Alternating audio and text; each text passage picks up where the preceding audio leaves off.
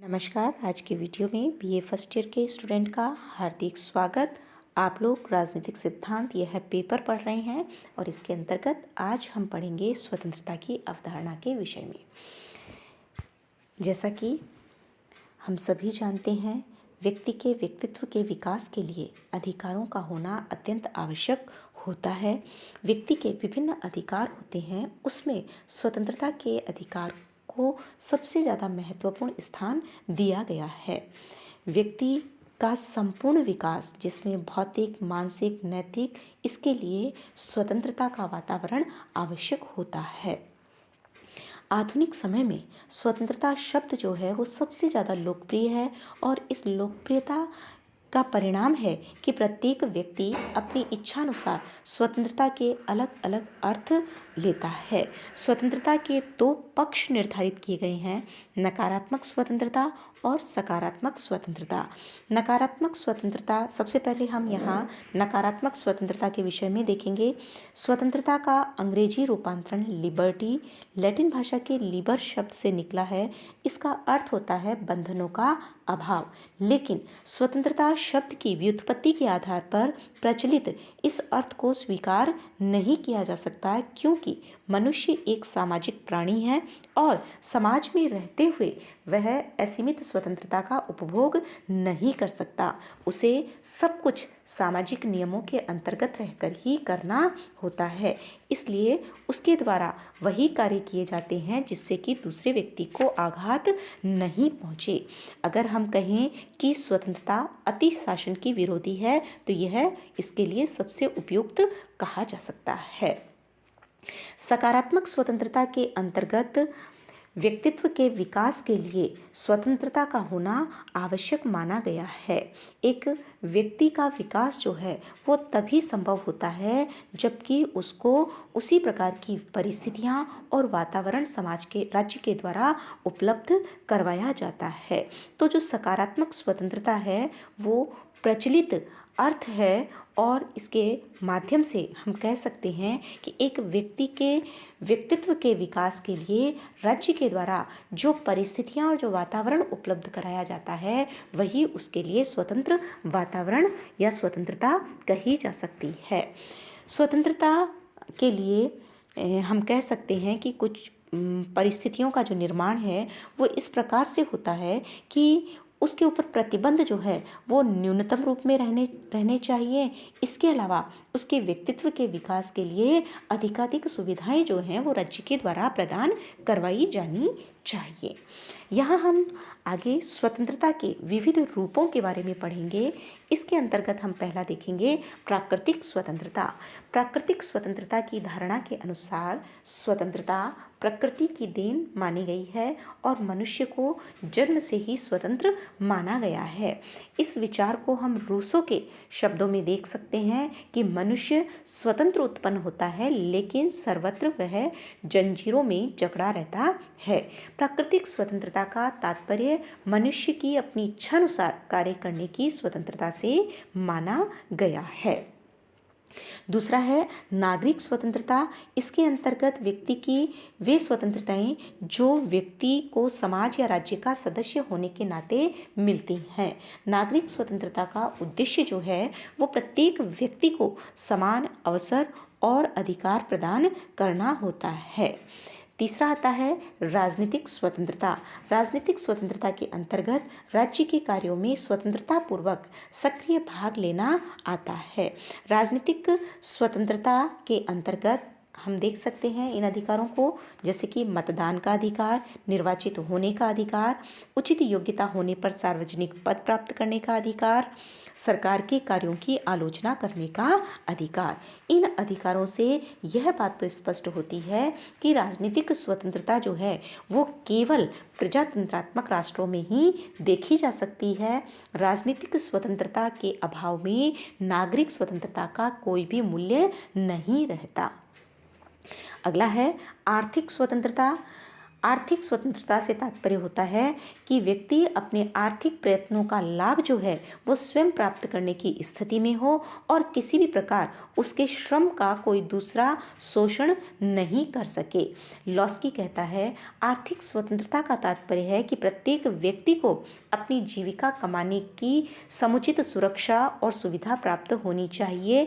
व्यक्ति को बेरोजगारी और अपर्याप्तता के निरंतर भय से मुक्त रखा जाना चाहिए, जो कि अन्य किसी भी अपर्याप्तता की अपेक्षा व्यक्ति की समस्त शक्ति को बहुत अधिक आघात पहुंचाती है। अगला है राष्ट्रीय स्वतंत्रता। प्रत्येक व्यक्ति की स्वतंत्रता के अधिकार की तरह ही राष्ट्र को भी स्वतंत्रता का अधिकार होना चाहिए। राष्ट्र की स्वतंत्रता संबंधी व्यवस्था को राष्ट्रीय स्वतंत्रता कहा जाता है। इसके अंतर्गत भाषा, धर्म, संस्कृति, नस्ल, ऐतिहासिक परंपरा आदि की एकता पर आधारित राष्ट्र का यह अधिकार है कि वह स्वतंत्र राज्य का निर्माण करे और अन्य किसी राज्य के अधीन नहीं हो। अगला आता है नैतिक स्वतंत्रता। व्यक्ति को अन्य सभी प्रकार की स्वतंत्रताएं प्राप्त होने पर यदि नैतिक दृष्टि से स्वतंत्रता प्राप्त नहीं है तो उसे स्वतंत्र नहीं कहा जा सकता। नैतिक स्वतंत्रता का तात्पर्य है व्यक्ति की मानसिक स्थिति जिसमें वह अनुचित लोभ लालच के बिना अपना सामाजिक जीवन व्यतीत करने की योग्यता रखता है। वैसे तो सभी प्रकार के जीवन और शासन व्यवस्थाओं के लिए नैतिक स्वतंत्रता की आवश्यकता को अनुभव किया गया है, लेकिन लोकतांत्रिक शासन व्यवस्थाओं में नैतिक स्वतंत्रता को अत्यंत आवश्यक माना गया है। अब हम देखेंगे स्वतंत्रता की सुरक्षा के लिए कुछ आवश्यक दशाएं जिनके बिना स्वतंत्रता को सुरक्षित नहीं रखा जा सकता। इसके अंतर्गत पहला आता है आदर्श कानून की व्यवस्था। व्यक्ति अपनी विविध स्वतंत्रताओं का उपयोग राज्य में रहकर करता है और राज्य कानूनों के माध्यम से इस प्रकार की स्वतंत्रताओं की रक्षा करता है। इस तरह साधारणतया कानून जो है वो व्यक्तियों की जो स्वतंत्रता है उसकी रक्षा करते हैं, लेकिन राज्य के द्वारा निर्मित सभी प्रकार के कानून के संबंध में यह बात नहीं कही जा सकती। इसलिए स्वतंत्रता की रक्षा के लिए राज्य को ऐसे आदर्श कानून बनाने चाहिए जो व्यक्ति की स्वतंत्रता की रक्षा कर सकें और व्यक्तित्व के विकास के लिए आवश्यक सुविधाएं भी उपलब्ध करवा सकें। दूसरा है विशेषाधिकारों की समाप्ति। जिस समाज में कुछ व्यक्तियों को धर्म, जाति, संपत्ति के आधार पर कुछ विशेष अधिकार प्राप्त होते हैं, वहाँ पर हम कह सकते हैं कि सभी नागरिकों की स्वतंत्रता की रक्षा नहीं हो सकती, क्योंकि जिन लोगों को विशेषाधिकार प्राप्त होते हैं वे इनका दुरुपयोग करते हैं और दूसरे लोग जो हैं हीनता के कारण इन स्वतंत्रताओं का उचित उपयोग नहीं कर पाते। इसलिए स्वतंत्रता की रक्षा के लिए आवश्यक है कि विशेषाधिकारों का अंत किया जाए। नेक्स्ट है लोकतंत्रात्मक शासन। व्यक्ति की स्वतंत्रता का हनन जो है वो शासन से ज़्यादा होता है, लेकिन लोकतांत्रिक जो शासन व्यवस्था है उसमें जनता के भय को कम किया जा सकता है। लोकतंत्र में जनता शासित होने के साथ साथ शासक भी होती है और शासन की अंतिम सत्ता जनता में निहित होने के कारण स्वतंत्रता का हनन नहीं होने पाता। यही कारण है कि नागरिकों की स्वतंत्रता की रक्षा और व्यक्तित्व के विकास के लिए लोकतंत्रात्मक शासन को सर्वश्रेष्ठ माना गया है। नेक्स्ट है मूल अधिकारों की व्यवस्था। मूल अधिकार संविधान द्वारा नागरिकों को प्रदान ऐसे अधिकार होते हैं जिनका उपयोग राज्य के विरुद्ध किया जा सकता है। ये जो मूल अधिकार हैं वो दूसरे व्यक्तियों के हस्तक्षेप से भी व्यक्तियों की स्वतंत्रता की रक्षा करते हैं।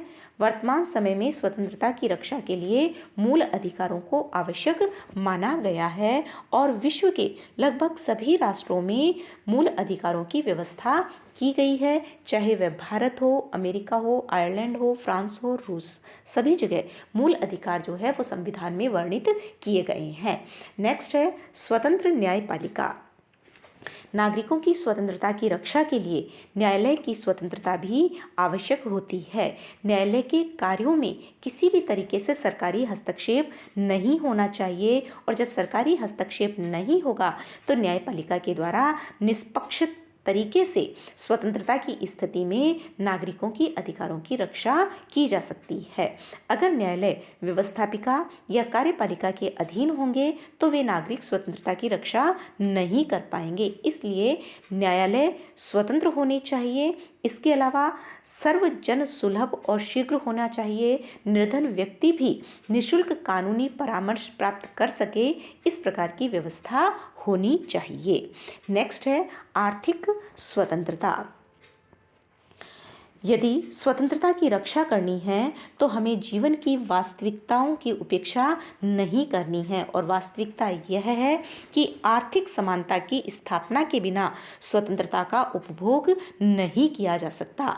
जब तक व्यक्ति के लिए भोजन, वस्त्र और निवास की व्यवस्था नहीं होती तब तक हम ये सोच भी नहीं सकते कि वे स्वतंत्रता का उपभोग कर सकेंगे।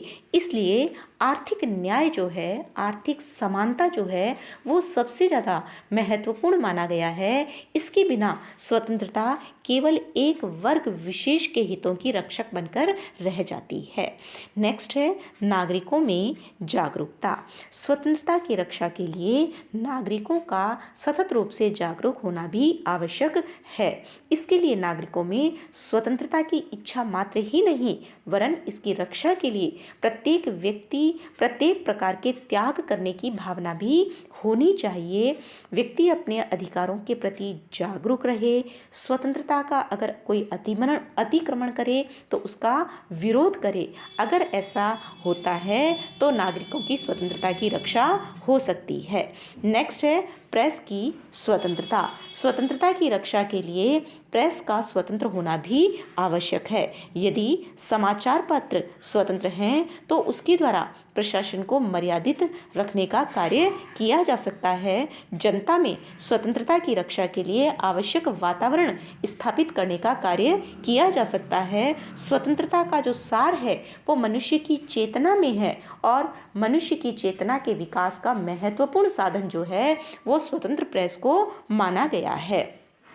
नेक्स्ट और अंतिम है स्थानीय स्वशासन। नागरिकों में स्वतंत्रता के प्रति प्रेम उत्पन्न करने और स्वतंत्रता के प्रति जागरूक करने की दिशा में स्थानीय स्वशासन द्वारा भी महत्वपूर्ण रूप से कार्य किया जा सकता है।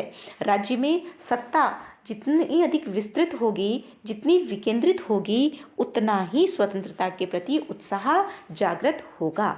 इस प्रकार अगर स्वतंत्रता के लिए आवश्यक दशाओं को अपनाया जाए तो निश्चित रूप से प्रत्येक व्यक्ति को स्वतंत्रता प्राप्त हो सकेगी और स्वतंत्र व्यक्ति जो है अपने व्यक्तित्व के विकास में, अपने चहुमुखी विकास में महत्वपूर्ण भूमिका निभा सकता है।